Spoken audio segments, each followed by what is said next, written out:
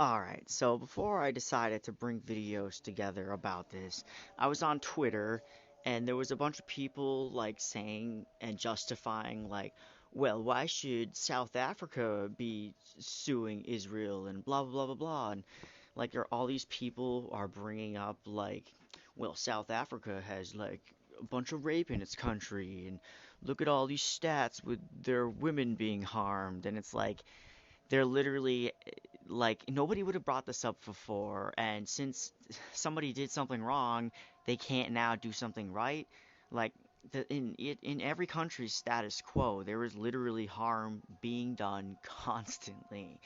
Like it only becomes to light for the most part, like when people are trying to unionize or in some mass suing lawsuit or like a fascist is trying to like throw a coup.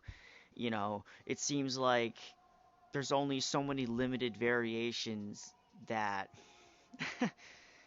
like that we get to really see for the status quo changing. But anyways, I don't think um I okay, so even if there is mass rape going on, I don't think that's a means to not sue a country for doing mass genocide. Just saying, you know, obviously that's not justifying the rape. You know, okay, getting to this. Alright, so 77 groups worldwide backed genocide lawsuit against Biden in U.S. court. The Biden administration is due in federal court later this month, while Israel faces charges of genocide at The Hague this week. Dozens of legal and civil society organizations from around the world have thrown their weight behind the U.S. lawsuit accusing President Joe Biden, Secretary of the State Antony Blinken, and Secretary of Defense Lloyd Austin for failing to prevent an unfolding genocide in Gaza. In late December, 77 groups representing tens of thousands of lawyers, civil society leaders, and activists from 6 continents filed an amicus brief in a lawsuit that Palestinian human rights organizations, residents of Gaza, and U.S. citizens with family members impacted by Israel's ongoing assault brought against the Biden administration. In the amicus brief, which is an avenue for groups not directly involved in the lawsuit to give the court information to consider in its ruling, the organizations argue that the plaintiffs established that a genocide or serious risk of genocide of Palestinians in Gaza is occurring. They also argue that the U.S. is violating its duties under international law to prevent and not be implicit in genocide, and that those U.S. failures contribute to the erosion of, quote, long and widely held norms of international law, including the Genocide Convention, Universal Declaration of Human Rights, both established in 1948 in the wake of World War II. The lawsuit is headed for a hearing in the U.S. District Court for the Northern District of California later this month. Okay, so another thing I was hearing um, was that like South Africa is like working with Hamas, which is just so random. Like, again, nobody would have brought this up or cared about saying this if it wasn't for people like trying to call out Israel. Because Israel, at least historically, is the underdog due to the Holocaust, and that trillion% needs to be defended. But just because you had something bad happen to you doesn't mean you get to genocide on other people, like, secretly, of course. Because the Palestinians are essentially their question, while in the Western world, in Europe, it's the Jewish question, at least if you're an anti Semite. But within the caste system, it seems like there's questions that are like in a Russian nest doll form.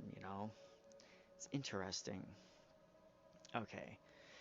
Meanwhile, in the 84-page complaint brought by South Africa, Israel faces charges of genocide at the International Court of Justice at The Hague. The court will begin to hear arguments in that case on Thursday and could issue provisional measures that could include directing Israel to suspend its military operations in Gaza, stop any procedures that are forcibly displacing or starving Palestinians in Gaza, or preserving evidence related to the allegations. Okay, sorry again to go off topic here, but again, another thing I heard on Twitter is that South Africa claimed that Hamas wasn't like a terrorist organization. I don't really know how that's possible, and I don't think a claim like that even like still doesn't mean that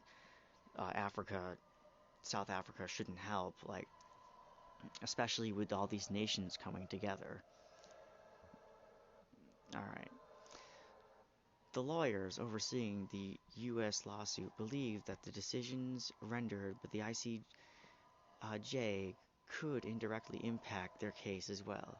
Quote, while the district court is obviously not bound by the ICJ, it will have to, and the government will have to, contend with the fact that the highest authority, the World Court, has issued an order in which it has found the case of genocide. There's a plausible case, said Ashta Sharma Palkara, staff attorney at the Center for Constitutional Rights, an organization representing the plaintiffs against the U.S. Quote, it will have implications for the United States around both its failure to prevent this genocide and for its complicity. Sorry. In December, the Biden administration filed a motion to dismiss the lawsuit, arguing that the plaintiffs are asking the court to act beyond its purview to, quote, overdo the executive branch's foreign policy and national security determinations. The administration also argued that the plaintiffs don't have standing to bring the lawsuit because the court has no authority over the activities of another sovereign state. Top administration officials have been dismissive of the case before the ICJ as well, with the White House National Security Council spokesperson John Kirby calling it meritless, counterproductive, and completely without any basis in fact whatsoever, and Blinken deriving it on similar terms. On Wednesday, Kirby doubled down on his assessment. Filed in November as the horrifying statistic arose that Israel had killed out of every 200 people in Gaza, the lawsuit against the U.S. argues that Biden administration officials, quote, repeatedly refused to use their obvious and considerable influence to set conditions of place limits on Israel's massive bombing and total siege of Gaza. The plaintiffs, including the Palestinian human rights organization Defense for Children International, Palestine, Al-Haz, Gaza residents, the U.S. citizens with family members who have been killed and displaced by Israel's war. Sorry, this isn't really a war amongst, like Gaza really has no say in the matter as they don't have nukes and they're not as well armed compared to Israel, at least in terms of allyship. Okay, cite U.S. vetoes of United Nations resolution calling for the ceasefire and its actions to fund, arm, and endorse Israel's mass and devastating bombing campaign and total siege of the Palestinians in Gaza. At the time, the death toll in Gaza was around 11,000. It had now exceeded 23,000. It is believed that 1 in 4 people in Gaza are starving and 90% are dangerously food insecure, while most health facilities are no longer functional. So, before this checkpoint of the Israel-Hamas situation, I believe I read a statistic that said the Amnesty International says that like 90% of the Gaza Strip water is pretty much undrinkable. So, and there's like videos or claims of Israel bulldozing a water supply away, but their water isn't really usable anyways. Not that that's the point. Okay. In the months since the lawsuit was filed by the Biden administration, has continued to actively support Israel's mass killing campaign while obstructing international efforts to stop the carnage. On December 8th, the U.S. single-handedly vetoed a UN Security Council resolution calling for a ceasefire and hostage release. A day later, the Biden administration approved sending Israel 106.5 million worth of tank shells without congressional approval. On December 12th, the U.S. voted against a 153 to 10 UN General Assembly vote for a ceasefire and hostage release. In the late December, the Biden administration delayed a UN Security Council vote for humanitarian aid to Gaza for days while working to water it down. The administration negotiated the removal of the word secession and a call to end fighting, as well as a provision that would have allowed an independent inspection of aid going into Gaza rather than the Israel administration administered checks that have slowed aid shipments to a crawl. The changes were made to avoid another American veto, only for the U.S. to abstain from voting. What the hell? Well, they probably know who they'll vote for. Okay. That aspect in particular of the situation is beyond me. Okay. Both the lawsuit against the Biden administration and South Africa's case against Israel lay out in extreme detail expressions of genocidal intent by Israelis officials.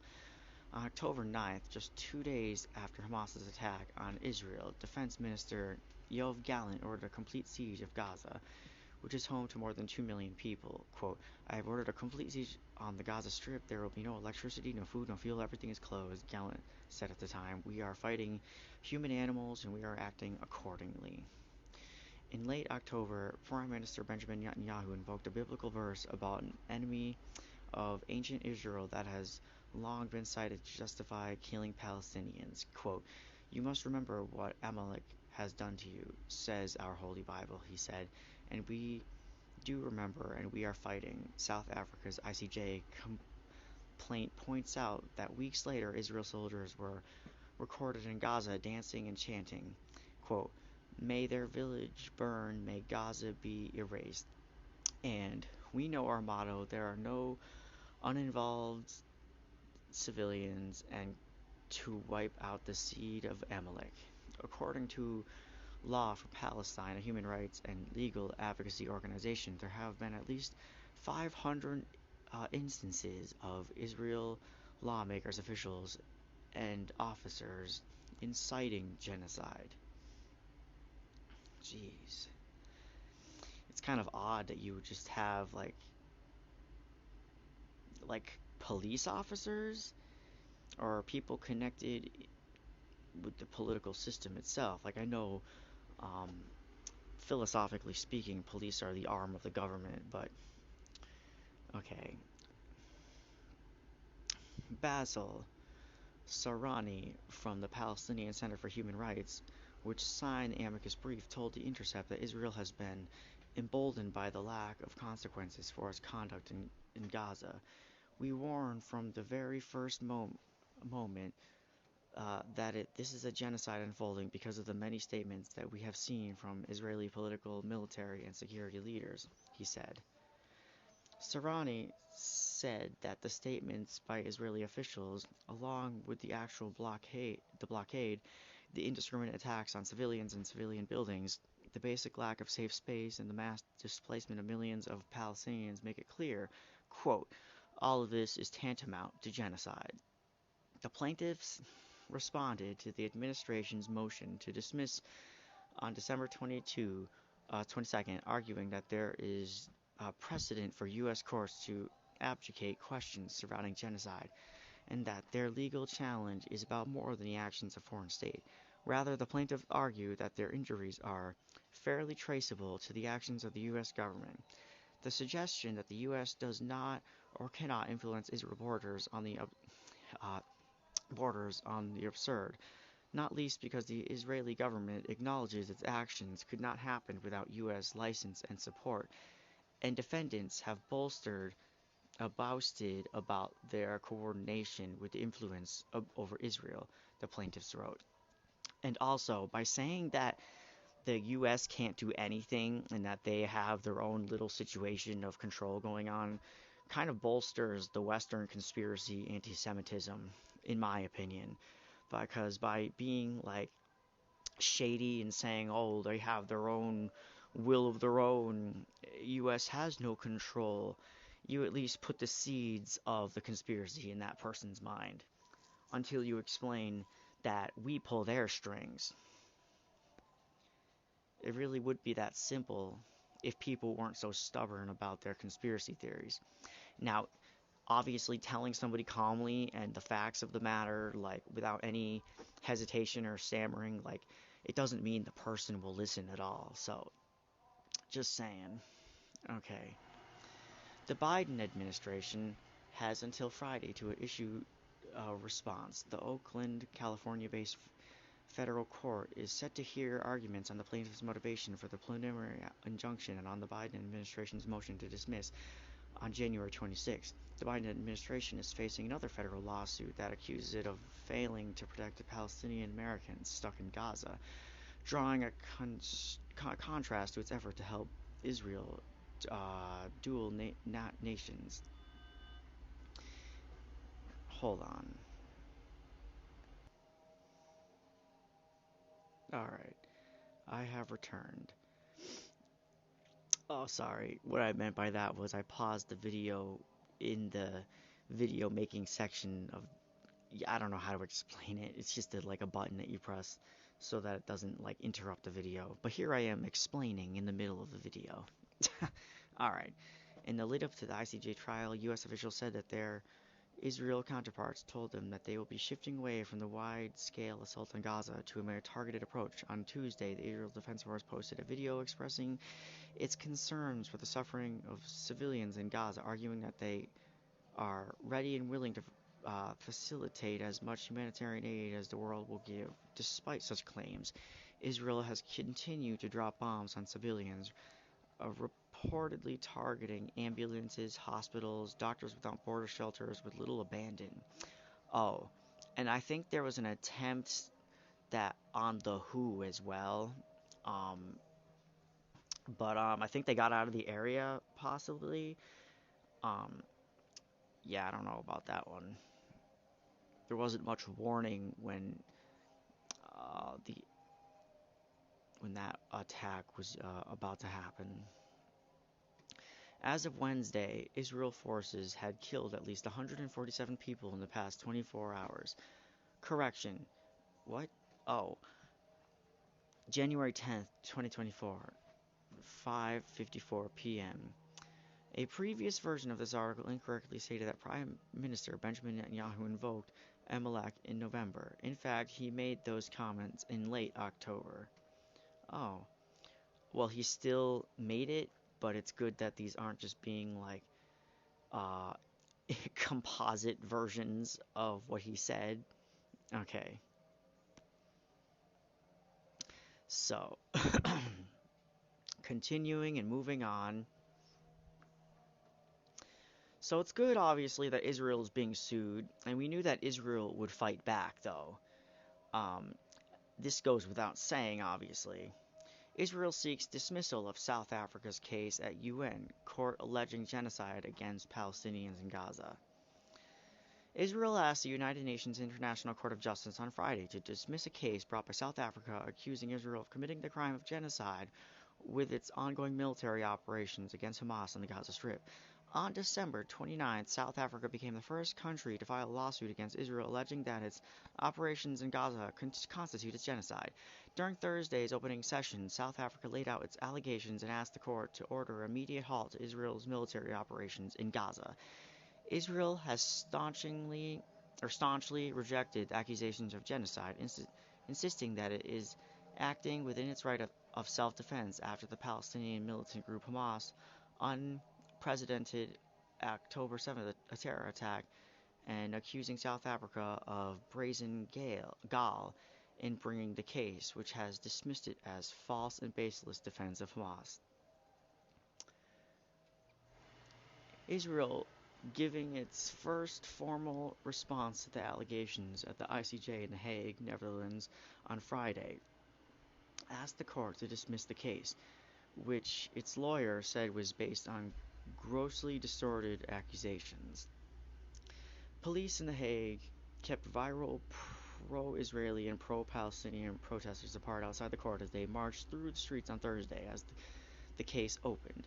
There was no violence, but it was tense as some of the opposing demonstrators chanted and shouted in each other's faces. I would say that's almost violent. I'm sorry. Once you're yelling in someone's face, I would definitely that would honestly threaten me. I'm sorry. Gaza's Hamas-run health ministry says more than 23,700 people have been killed during an Israeli offensive sparked by Hamas's attack, which Israel says left about 1,400 people dead and saw the Palestinian group kidnap more than 200 others. Hamas officials do not distinguish between civilian and combatant deaths. I would have to say, based on collateral damage and civilian casualties, neither do we, the industrial civilized quote unquote nations, which is pretty ironic. Alright. What is the crime of genocide? The crime of genocide was codified in international law by convention signed by 150 United Nations members stated in 1948. The Convention on the Prevention and Punishment of the Crime of Genocide, commonly referred to simply as the Genocide Convention, defines it as, quote, a crime committed with the intent to destroy a national, ethnic, racial, or religious group in whole or in part. Under the convention, genocide can occur both in time of war as well as time of peace. Like the UN itself, the Genocide Convention came into being as a part of the global response to World War II and the atrocities committed against European Jews by Nazi Germany. What is South Africa's argument against Israel? South Africa presented its case Thursday, and the country's lawyers asked the ICJ judges to impose a binding preliminary order on Israel to halt all military operations in Gaza. South Africa has recruited some of the country's most prestigious legal minds to argue that no armed attack on a state, even if that attack includes atrocity crimes such as Hamas on October 7th, rampage in southern Israel, can justify violating the Genocide Convention. Quote, the 2.3 million Palestinians in Gaza, including over 1 million children, are extremely vulnerable. There is a grave threat to their existence, South Africa alleges in an 84-page document laying out its case, adding that the Gazans are in an urgent and severe need of the court's protection. Quote, one Palestinian child in Gaza has been killed one, every 15 minutes since Israel commenced military action, the document states, repeated a frequent plea from health officials in the Hamas-run territory that thousands more are missing under the rubble. Okay. The document alleges that every day brings another significant loss of life and property with... Hold on. I don't know if I can make this go away. Okay. Okay. Sorry about that, guys. Okay. Where was I? South Africa contends that Israel decision-making have articulated a clear intent to destroy Palestinians and Gaza as such. The document states, adding that Israel officials' remarks constitute clear, direct, and public incitement to genocide, which has gone unchecked and unpunished. Thousands of miles away, South Africa's government framed the case as a broader battle over the decades of strife between Israel and its Palestinian neighbors. Quote, the violence and the destruction in Palestine and Israel did not begin on October 7th, 2023, said South Africa Justice Minister Ronald Lamola. The Palestinians have experienced systematic oppression and violence for at least 76 years.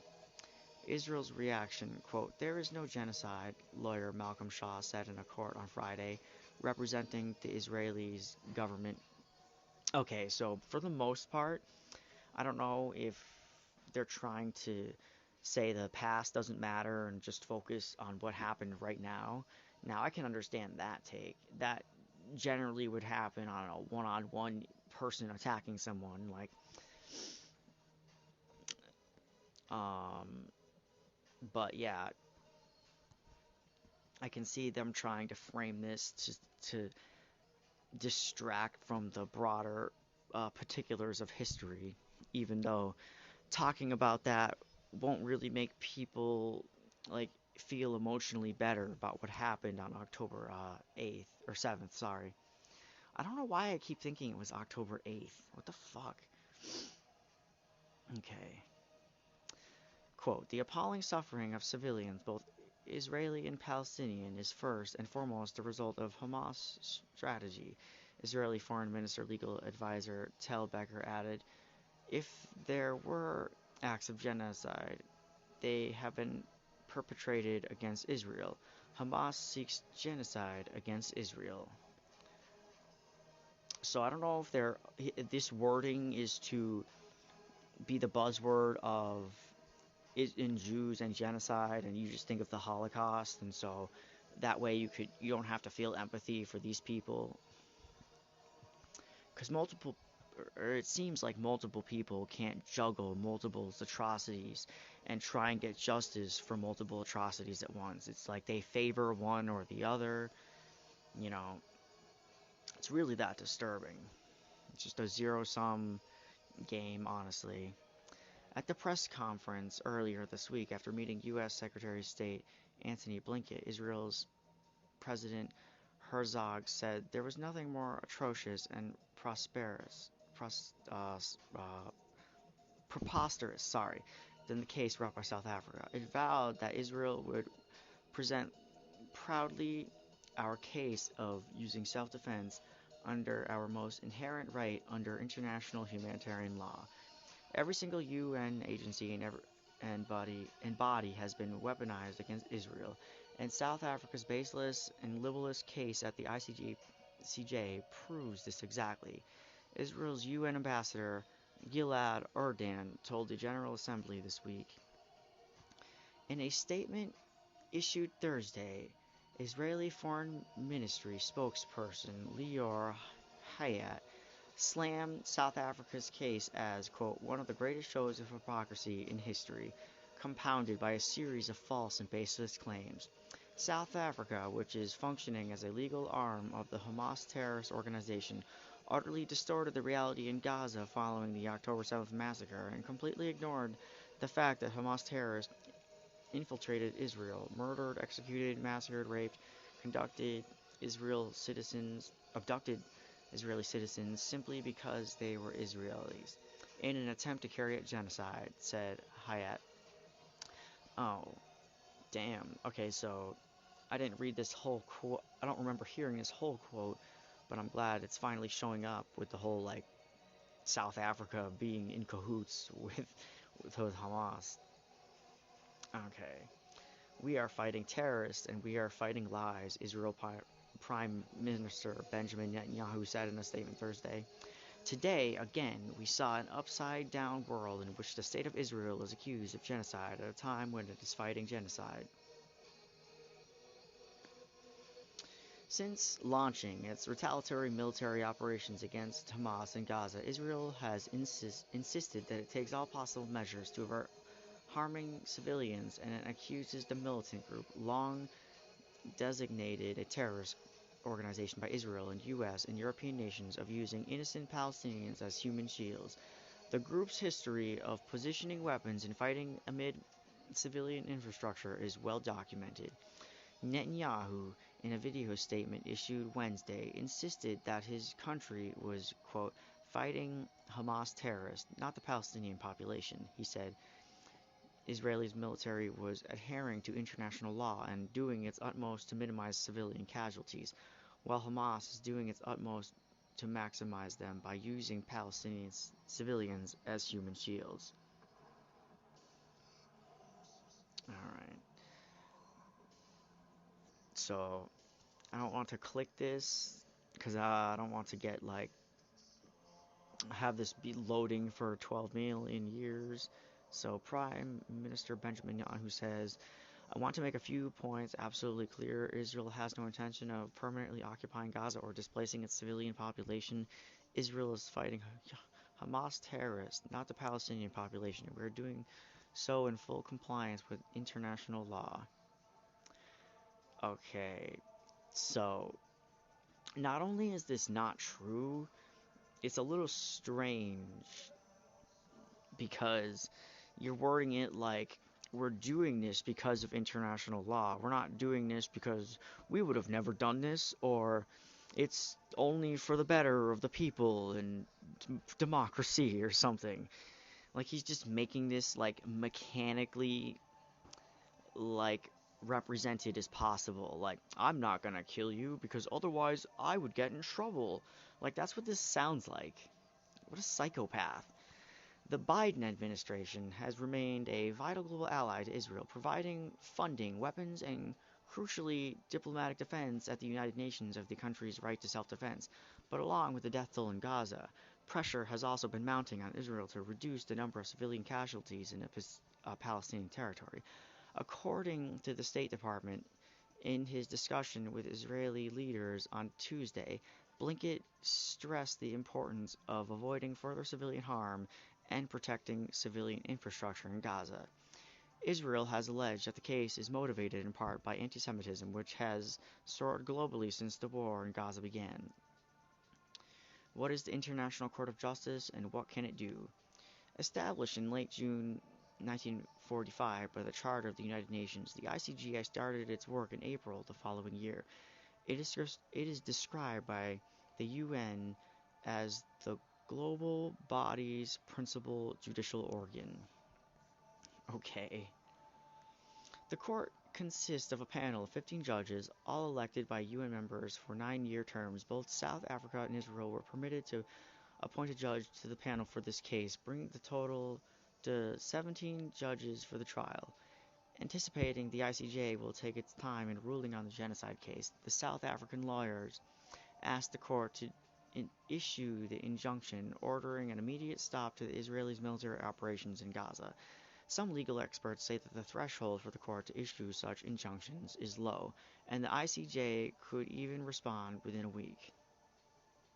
But even if South Africa is successful, it's highly unlikely that Israel would heed an order to stop its campaign in Gaza, which the government has said will continue at least through this year. What are the laws of war and how do they apply to Gaza? Still, one legal expert told CBS News that even having to fight the case at the ICJ is a symbolic defeat for Israel. Of course it is, because they don't really want to listen. And of course, doing this because the international law tells us to. This is just what that reminds me of. South Africa has already won by getting the hearing, and Israel knows it, said American human rights lawyer Francis Boyle, a professor at the University of Illinois who represented Bosnia at the ICJ and won 2 orders from the court demanding that Yugoslavia cease committing genocide against the Bosnian people. Boyle told CBS News that the Israel case could drag on for years, but based on his careful review of South Africa's documents and knowledge and my experience with ICJ court, I believe that South Africa will win an immediate order against Israel to cease and desist all acts of genocide against Palestinians. I would believe such an order from the court would come within a week and no more than 2 weeks. The ICJ generally rules on disputes between UN member states, but it is civil, not a criminal court, and by definition has no jurisdiction to try individuals accused of war crimes or crimes against humanity. Its decisions are binding and there is no avenue for appeals, but the court also has no means to enforce its ruling.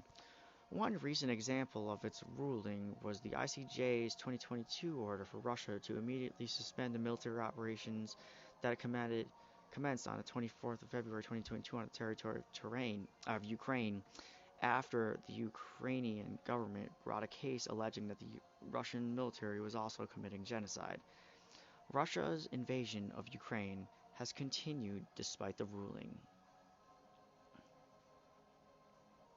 So, even though Ukrainians are definitely the ones being pushed aside by Russia, but historically, the new rivalry is probably the fact that the government of Ukraine has been influenced by Nazi Germany in the past, and I believe Ukraine was a part of the Axis powers, right? So, and Russia wasn't, I'm pretty sure. Like, they were fighting Hitler as well, even though, it seems the way Stalin talked about Hitler, he expected, him to have a body double because he was, like a high-ranking military dictator, which is kind of silly when I bet he thought he was a fool that he didn't when he died. Wait a second. Anyways, moving on. When all this like eases eases down, won't it's possible Hamas will just start up again. Despite all these peace treaties. All right, so this is another sort of Russian nest style question. Like the Jewish question, the Palestinian question, but this is Palestinians' Namibia question, basically. Because this is really not something we've heard about until everybody started calling everybody out in light of what Israel is doing with its seven front war. And, Germany was recently saying that Israel is innocent because it's an expert on genocide. Like, what kind of psychopaths would say that? Like, seriously? Like, that's so O.J. Simpson of you, Germany. Alright. Palestinians, Namibia genocide victims, not human in Germany's eyes, experts. Germany's pledges to intervene on Israel's behalf at ICJ, a textbook case of racism playing out racism playing out in the international criminal justice arena, says South African academic Evaristo Benyura. Alright, so key points here. Germany pledges to intervene on Israel's behalf at. Okay. Interpretation that arises in the Nama Hararo and Palestinians are not human in the eyes of Germany. Only Jews and other Caucasians are humans. Ben Yera tells Anadalo. Germany's support for Israel can be seen as privileging the suffering of European Jews over that of indigenous Africans, says politics professor Ahmed Jazhay. Colonizers like Germany use scorch the earth policies as an expression of their power to treat natives as subhumans, according to the analyst Akbal Jassat. Okay. Johannesburg. An evident fallout of South Africa's genocide case against Israel at the International Court of Justice has been clear divisions on the global front. Since the hearing at The Hague last week, countries from the global south, particularly from Africa, Latin America, and Muslim majority nations, have rallied behind South Africa. On the other side is the global north, led by Western nations like the US, Canada, and Germany, who stand firm in their support of Israel. One particular instance that caught international attention was the exchange between Namibia and Germany after the latter pledged to intervene at the ICJ on Israel's behalf. Namibia was quick to set out a statement condemning Germany's shocking decision. On Namibia soil, Germany committed the first genocide in the 20th century in 1904 to 1908, in which tens of thousands of innocent Namibians died in the most inhumane and brutal conditions, read a statement from the Namibian presidency referring to the atrocities carried out by German colonial forces against the indigenous Herero and Nama groups. The German government is yet to fully atone for the genocide it committed on Namibian soil. Germany cannot morally express commitment to the United Nations Convention Against Genocide, including atonement for the genocide in Namibia, while supporting the equivalent of a Holocaust and genocide in Gaza. Yep, people are definitely falling through the cracks of history and who we rally by based on, for the most part, we only side with controversial places due to wanting their resources or, you know, the Holy Land, I guess. I mean, that's like it's either the Holy Land or stealing oil continuously. And once the capitalist status quo potentially gives it up for the BRICS, and one of the main reigns, one of the main controllers, in my opinion, of BRICS is that there's oil companies connected to the the, the new currency. So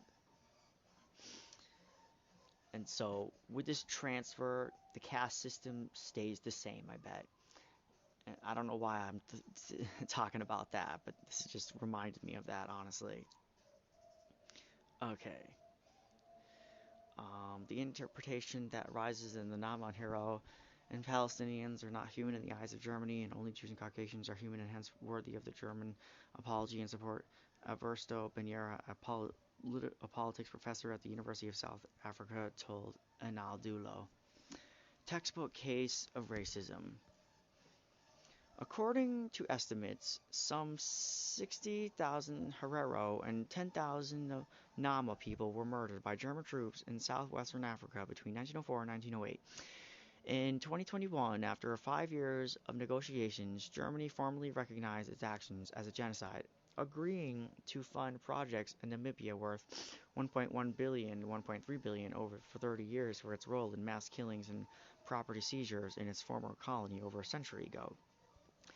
Given its history, Germany's stance in favor of Israel is absurd, according to Ahmed Ajabzeh, a professor of international politics in South Africa. Its decision to support Israel in the ICJ case, quote, can be interpreted as privileging the suffering of European Jews over that of indigenous Africans, he said.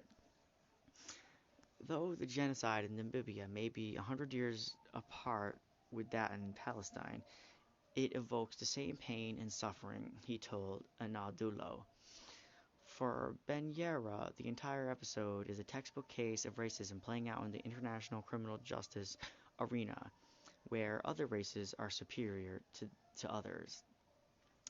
There is selectivity not only in the application of international criminal justice, but also selectivity on who is a human and who is worthy of being defined and defended by international norms, justice, and principles, he said.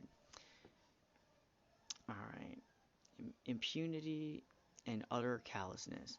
No matter how it tries to justify Germany's decision to defend Israel as the ICJ is immoral and despicable act of cowardice that should be condemned according to Iqbal Jasset, an executive member of the Johannesburg-based media review network. The irony is that it comes exactly 120 years since Germany perpetrated Africa's first genocide, he said. The German atrocities against the Herero and Nama were in line with how the colonial powers have historically acted, viewing scorched earth policies as an expression of their power to treat natives as subhumans, said Jasset. Quote, Germany, by siding with Israel's current genocide, has demonstrated impunity and utter callousness, he said, urging the ICJ to dismiss its application for the intervention. Regarding the ICJ case, Benyera said it will be an evaluation of the international justice system itself. This being a case brought by the country from the global south indicates a power shift in international power dynamics, in that countries of the global south are now not only able but also willing to publicly stand up to the most powerful Western nations and their alliances, he said.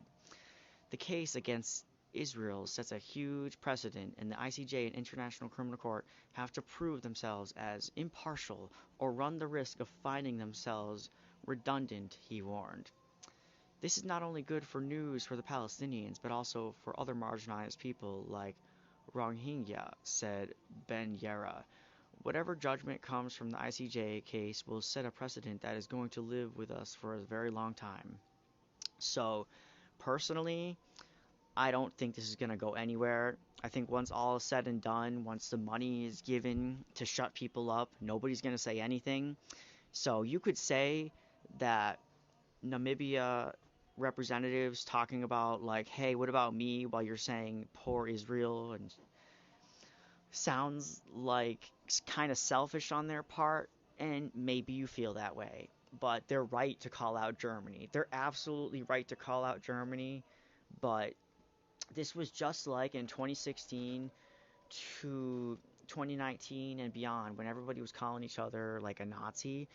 Like, the case with Israel and Gaza has opened up the floodgates to on an international scale, people calling each other like Nazis and fascists. It seems like there's a lot of skeletons in history, and the caste system is, you're not meant to hear each other through the floorboards. So I don't think this is going anywhere, guys. All right, I will see you in the next one, guys.